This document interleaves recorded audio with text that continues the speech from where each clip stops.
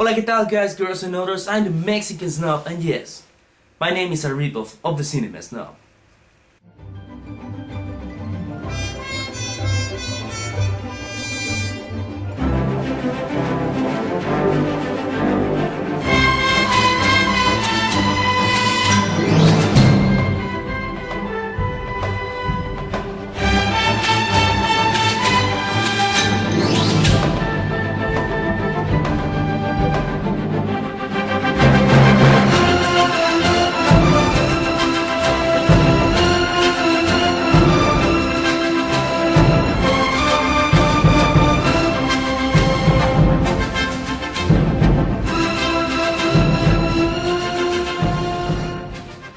Anytime someone says the word Mexico or Mexican, at least one of these ideas pop in their mind.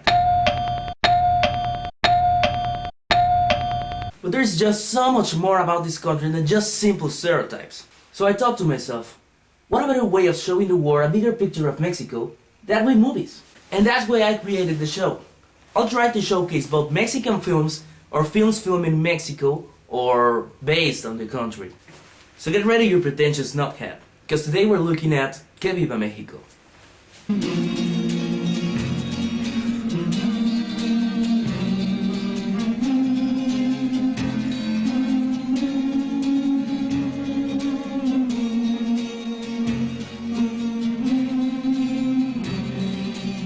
Que Viva Mexico is an incomplete Russian film by Sergei Eisenstein. The production had a lot of difficulties, and in the end the movie couldn't be finished. What was filmed, however, was recut into various other titles. But it wasn't until 1979 when Gregory Alexandrov, using the original storyboards, finally completed this movie with its original intended name. The movie consists of 4 chapters, plus a prologue and an epilogue, each one containing a different story. The prologue presents us with the images of Mexico before the Spanish conquest. All the splendor and success of the Mayans is pictured in beautiful shots, giving us that feeling of time past since that era. Время в прологе. Вечность. Может быть, это сегодняшний день. Может быть, все это случилось 20 лет назад, а может быть и 1000. But I mean it, these shots are beautiful. You gotta love how they match the actor's face with the face made in the sculpture. Chapter 1 is called Sandunga, and it's about a wedding. But not just any common wedding. It's a wedding in Tehuantepec. The chapter follows the events leading to the wedding, from the courtship to, well, the actual wedding. How do you think we proposed? Or at least proposed back then? Золотое ожерелье. Вот предмет ее мечтаний. Об этом грезят все теуаны, девушки Теуантепека. Золотое ожерелье — это ее приданное. Это залог ее семейного счастья. That's right, they used to give a golden freaking necklace!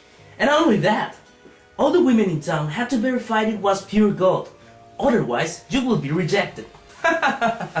Diamond rings, that's nothing.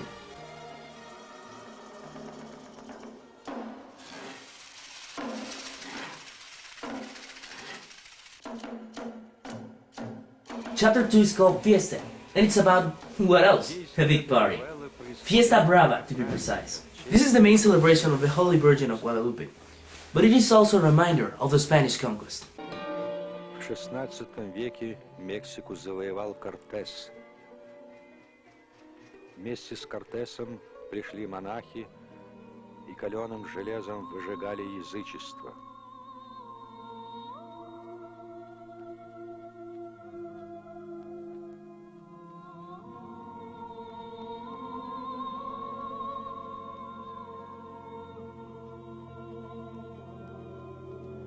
At the end of the celebration, there is a Magna bullfighting event. This part includes a bit of real bullfighting, with good old torero David Maciel. It is also the most epic torero introduction I've ever seen in my life. Seriously, even the music is cool.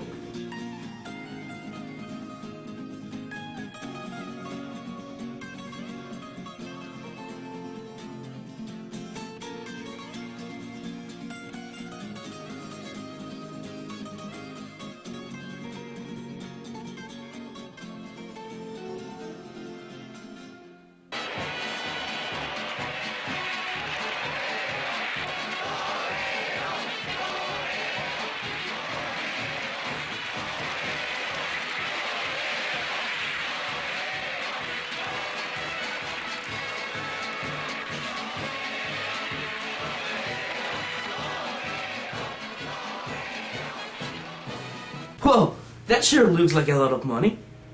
Maybe I should try being a torero. Come on here. Ole, ole, I'm a torero. Come on. ¡Ay, Dios mío! ¡Au! ¡Au! ¡Au! ¡Au! ¡Ay, Dios mío!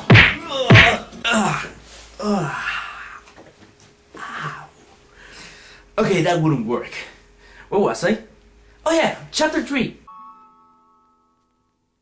Chapter 3 is about the tragedy of Sebastian, a peon abused by an hacendado. Just think of the peon as the working class and the hacendado as the owner of the land. Ay, Dios mío! Do I have to explain every single Spanish word? Well, I guess I do have to. Well, see, as I said before, each chapter has a different story. But not only that, they take place in different time periods. For example, this chapter takes place before the Mexican Revolution. You see, there was a time where one of our presidents just wouldn't want to leave. Porfirio Diaz ruled the country for, I don't know, 20 or 30 years.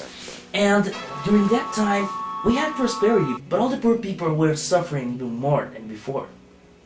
And this chapter is trying to give you a picture of that era. After a gunfight between the peons and the hacendados, Sebastián, along with his friends, is finally defeated and killed, leaving his wife behind for a cause he just couldn't defend.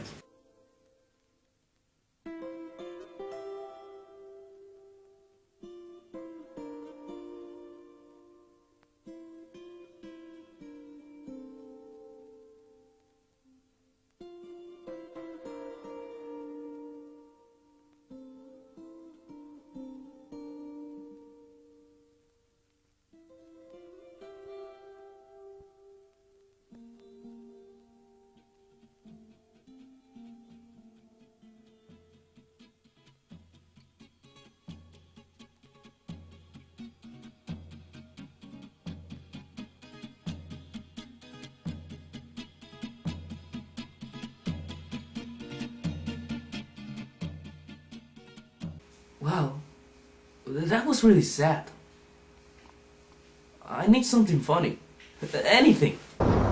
Mexicans! Tonight, we dine in San Diego!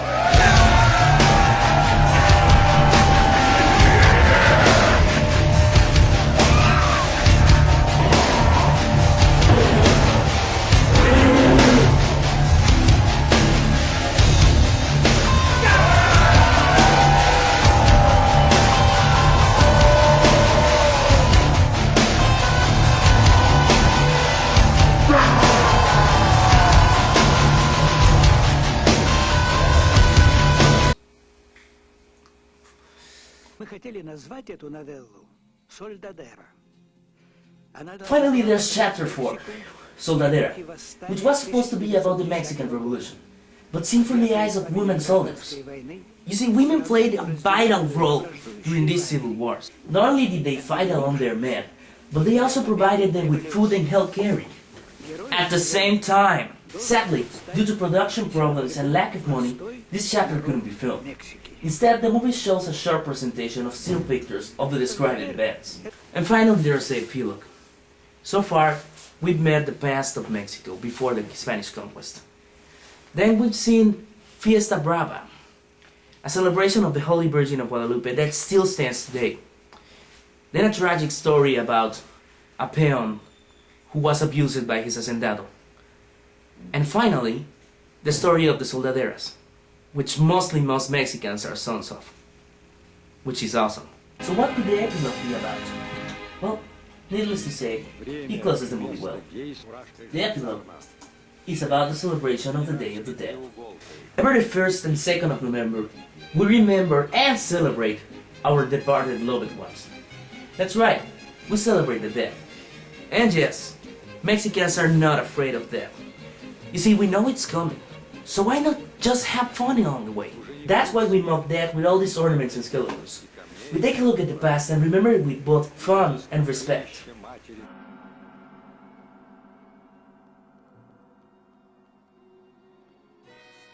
Кто окажется за этой маской? Не тот ли это, что родился у Сальдадеры, и не ему ли суждено увидеть своими руками добытую, подлинно свободную Мексику.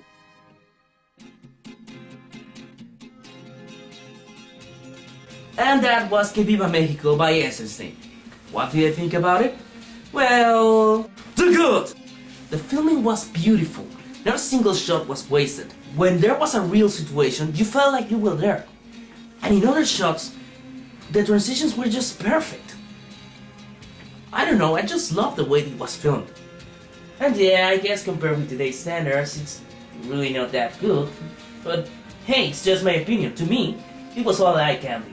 I also love the soundtrack.